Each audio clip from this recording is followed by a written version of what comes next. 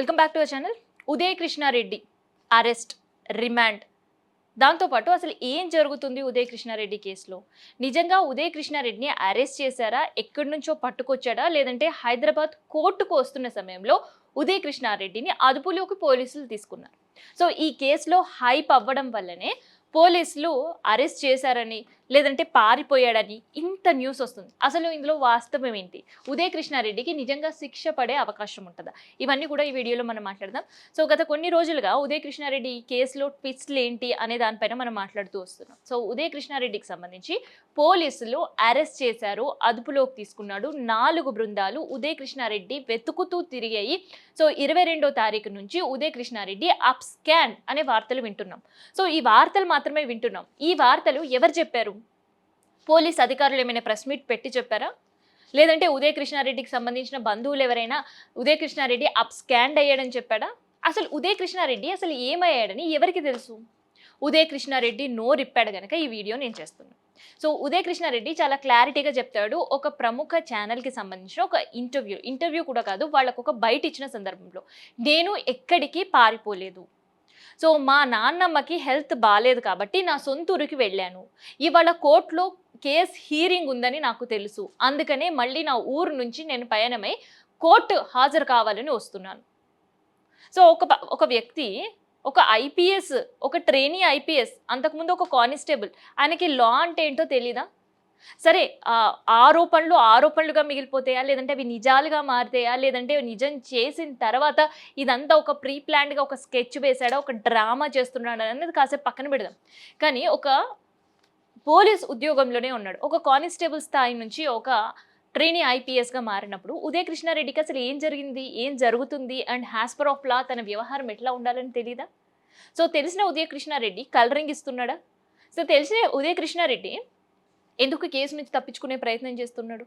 అసలు తప్పించుకునే ప్రయత్నాలు ఎన్ని చేసినా వేస్ట్ అనే ఆయనకు తెలీదా?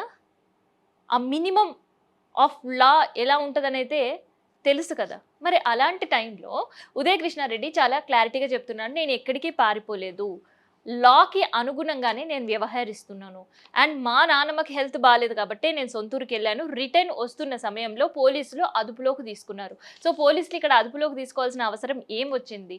అండ్ తన సొంత ఊరికి సంబంధించిన అడ్రస్ పోలీసుల దగ్గర ఉంది అని ఉదయ్ కృష్ణారెడ్డి వాదన.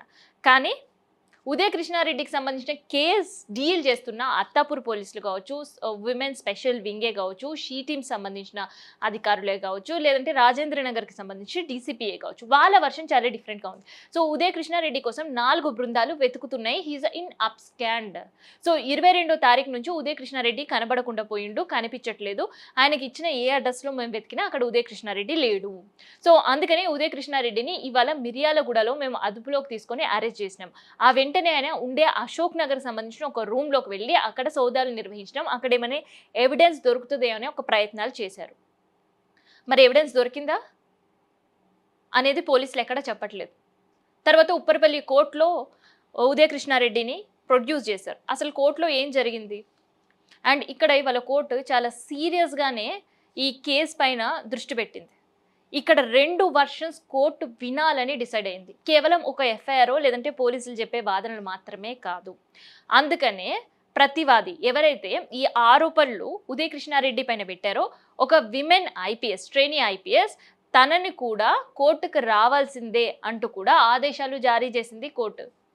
సో కోర్టు ఆదేశాల ప్రకారం 4 వారాల తర్వాత మళ్ళీ దీనిపైన చర్చ జరగబోతుంది. దీనిపైనే మళ్ళీ ప్రొసీడింగ్స్ ఉండబోతున్నాయి. ఈ ఇష్యూ పైనే అక్కడ కోర్టు ఇరు వాదనలు వినాలి అని డిసైడ్ అయ్యింది. సో ఇక్కడ ఇరు వాదనలు వినే సమయంలో అటు పోలీసులు కూడా కోర్టుకు చెప్పారు, మాకు ఇంకా కొంచెం ఇన్ఫర్మేషన్ కావాలి ఉదయ్ కృష్ణారెడ్డి నుండి అనేది. సో ఇన్ జనరల్గా ఇట్లాంటి లైంగిక ఆరోపణలు, ఇలాంటి కేసులు ఎదుర్కొన్న వ్యక్తిని వెంటనే పోలీసులు అరెస్ట్ చేయడం, తర్వాత రిమాండ్కి పంపించడం, వాళ్ళను అక్కడ ఇన్వెస్టిగేషన్ చేయడం, ఇవన్నీ చేస్తుంటారు. కానీ ఇక్కడ ఇద్దరు కూడా ట్రైనీ ఐపీఎస్లే, ఇక్కడ ఎలాంటి పొలిటికల్ ఇన్వాల్వ్మెంట్ లేదు. కానీ ఇద్దరు ట్రైనీ ఐపీఎస్లు కావడం, తర్వాత వాళ్ళ ముందే ఒక లవ్ స్టోరీ ఉండడం, బ్రేకప్ అవ్వడం, తర్వాత వాళ్ళ హస్బెండ్కి ఈ సంబంధించిన వీళ్ళు సన్నిహితంగా గడిపిన వీడియోలు, చాట్లు, ఫోటోలు ఉదయ్ కృష్ణారెడ్డి పంపించడం, అక్కడ ట్రైనీ ఐపీఎస్ ఒక పక్క కేసు పెట్టడం, ఈ స్టోరీ అంతా తెలుసు. కానీ ఈ స్టోరీలో ఇంకొక ట్విస్ట్ ఏంటి అంటే, ఎప్పుడైతే ఈ నెల 18వ తారీఖున ఆ విమెన్ ఐపీఎస్ అత్తాపూర్లో కేసు పెట్టిందో, ఆ పెట్టిన నెక్స్ట్ డేనే వైద్య పరీక్షలకు ఆ అమ్మాయిని పిలిచారు. సో, ఆ ఐపీఎస్‌ని పిలిచినప్పుడు ఆ అమ్మాయికి సంబంధించిన వైద్య పరీక్షలకు సంబంధించిన ఒక రిపోర్ట్ బయటపడింది. సో, ఆ రిపోర్ట్‌లో ఏముంది? ఆమె చెంప పైన గట్టిగా కొడితే ఎలా అయితే ఉంటదో కమిలిపోయిన మార్క్స్, మరకలు ఉన్నాయట. అండ్ తన గొంతు నులిమితే ఎంత హర్ట్ అయ్యి అక్కడ ఇబ్బందికరం, అక్కడ గాయాలైన ఆ గాయాలకు సంబంధించిన ఆనవాళ్లున్నాయంట. అంతేకాదు ఆమె ఎడమ కాలిపై కొట్టిన గాయాలు కూడా ఉన్నాయట. మరి ఉదయ్ కృష్ణారెడ్డి కొట్టాడా? ఉదయ్ కృష్ణారెడ్డి ఆ అమ్మాయి పైన దాడి చేశాడా? ఆ అమ్మాయి ఆరోపిస్తున్నట్టు. లేదు ఇంకెవరైనా ఆ అమ్మాయి పైన దాడి చేశారా? అనేది పోలీస్ ఇన్వెస్టిగేషన్‌లో, కోర్టు వాదనలో మాత్రమే ఇవి బయటపడతాయి. సో, ఉదయ్ కృష్ణారెడ్డి కొట్టాడు, చంపాడు, తిట్టాడు, లైంగికంగా వేధించాడు, లైంగికంగా దాడి చేశాడు అనే వస్తున్న వార్తలు ఎవరు చెప్పారు? లేడీ ఐపీఎస్ వచ్చేయమని చెప్పిందా? లేదు ఉదయ్ కృష్ణారెడ్డి వచ్చేయమని చెప్పాడా? లేదా ఈ కేస్‌కి సంబంధించిన ఎవరైతే ఇన్వెస్టిగేషన్ ఆఫీసర్ ఉన్నారో, ఐఓ ఆఫీసర్ ఆయన ఏమైనా వచ్చి చెప్పారా? సో, ఇవన్నీ కూడా ఉదయ్ కృష్ణారెడ్డి ఫ్యామిలీ మెంబర్స్ వేస్తున్న ప్రశ్నలు. సో, ఎవరైతే ఇవంతా న్యూస్ ప్రాపగండా చేస్తున్నారో, సో, ఆ ప్రాపగండా చేసే వాళ్ళకి ఉదయ్ కృష్ణారెడ్డి ఫ్యామిలీ నుంచి వేస్తున్న ప్రశ్నలు. వాటికి సమాధానాలు లేవు.